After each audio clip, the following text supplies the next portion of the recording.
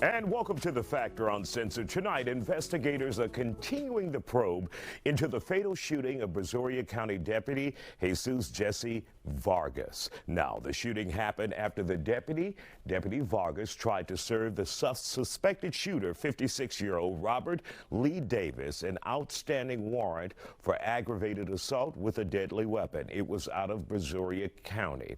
Eventually, Davis was shot and killed by police after a manhunt for several hours. Police also say before Davis was killed, he also shot and injured a canine dog. Joining us to talk about it here on The Factor Uncensored tonight, Constable Herschel Smith of Waller County and Andy Kahn with Crime Stoppers of Houston. Glad to have you both here on The Factor. First of all, Constable, your thoughts about hearing about the details of this case and just how tragic it is.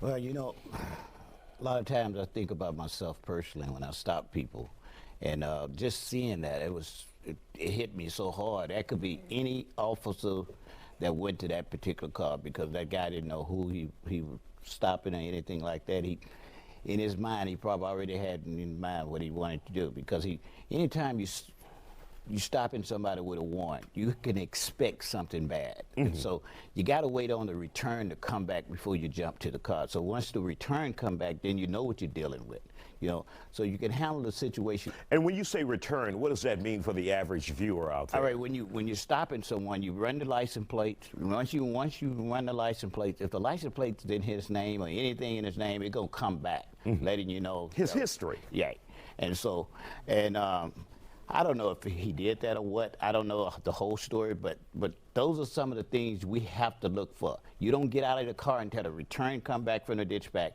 and you know who the person you dealing with, you know. So what is, in theory, what is the Brazoria County Sheriff's Office Department or Sheriff's Department going through right now after having this loss? A hard hit like that.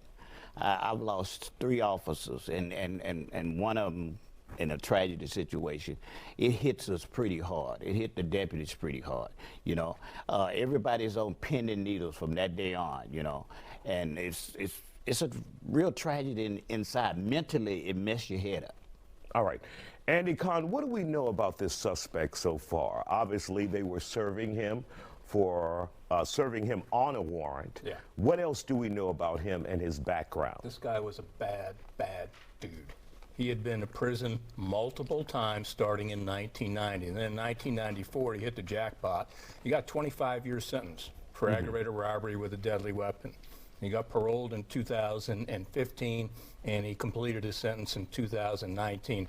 Now get this, Isaiah. So he was wanted on the aggravated assault charge in Brazoria County. He was also wanted on not 1, but 2 aggravated sexual assault charges in Harris County. And I read the case file on this. I mean, this is a bad case scenario on a sexual assault of 2 individuals here. And here's what you don't know that nobody knows, and I know everybody likes to say you heard it here first. He also was out on bond in Galveston County, and he forfeited his bond in September. So you've got Harris County, Brazoria County, and Galveston County all had outstanding warrants out for this guy's arrest. This is the most horrific time for officers, is when they're trying to track fugitives, because this guy knew if he was going to be taken into custody, more than likely he's going to go away for the rest of his life, and he isn't going to breathe free air again. And that's probably what initiated the shooting. And when you have a suspect with nothing to lose, Constable, is that the most dangerous suspect out there? Of course it is. You know, because, you know, he doesn't care. He has no conscience, no conviction or anything. He hates the police. He hates the police.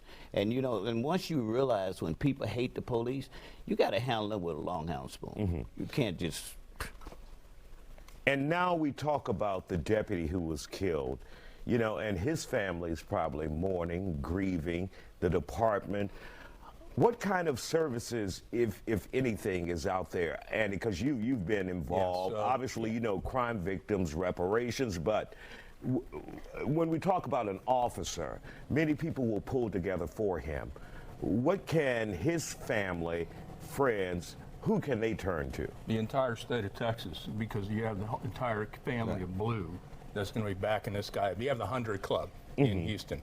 That this is what they do. You also have the Houston Police Department Foundation.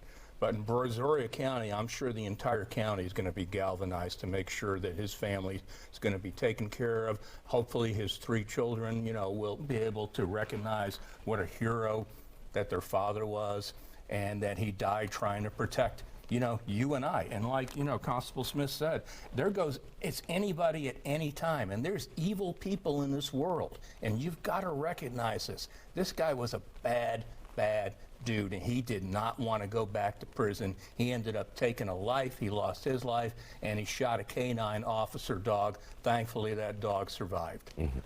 And is that a problem with society, either one of you? We're afraid to label someone evil. And we're saying, well, they have mental problems, or they were treated bad as a child. And then there are some people who are just bad, horrible people. Yeah. And that happens all the time. You know, in a situation such as that, my son called me and said, "Daddy, you heard about this, blah, blah, blah." And so, and he was going to say, "Dad, I know y'all have a hard job, and, you know, this could have been you, right. You know, because that guy was horrible, you know." And so at the end of the day, of course people understand that, you know.